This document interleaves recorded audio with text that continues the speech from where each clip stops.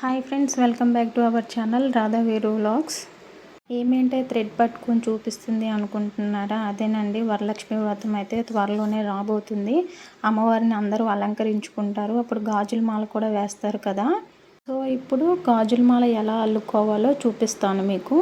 తెలియని వాళ్ళు ఉంటే వాళ్ళ కోసం యూజ్ అవుతుందని చేస్తున్నానండి. చిట్టి గాజులైనా పర్లేదు, నార్మల్ గాజులైనా పర్లేదండి, ఒకటే వేలో అల్లుకోవచ్చు మనం.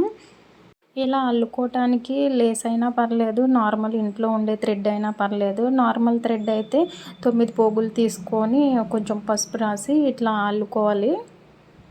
ఫస్ట్ బ్యాంగిల్కి అయితే ఉచ్చుముడి అయితే వేసుకోవాలండి.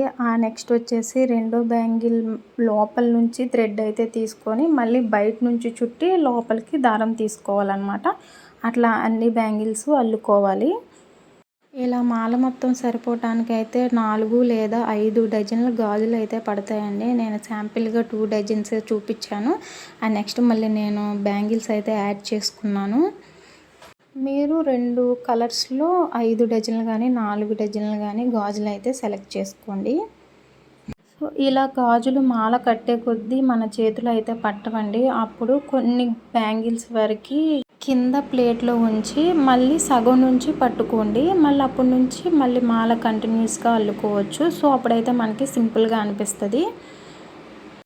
ఇంతేనండి, బ్యాంగిల్స్ మాల అయితే ఇలా సింపుల్గా మనం ఇంట్లోనే అల్లుకోవచ్చు అన్నమాట.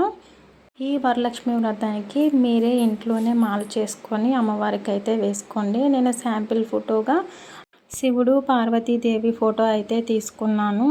సో ఇప్పుడు ఈ మాల వేసి చూద్దాం ఎలా ఉంటుందో. చాలా నీట్గా వచ్చిందండి, మీరు కూడా ట్రై చేయండి. వీడియో నచ్చితే లైక్ చేసి షేర్ చేయండి, అలాగే సబ్స్క్రైబ్ చేసుకోవటం మర్చిపోకండి ఫ్రెండ్స్. Bye bye.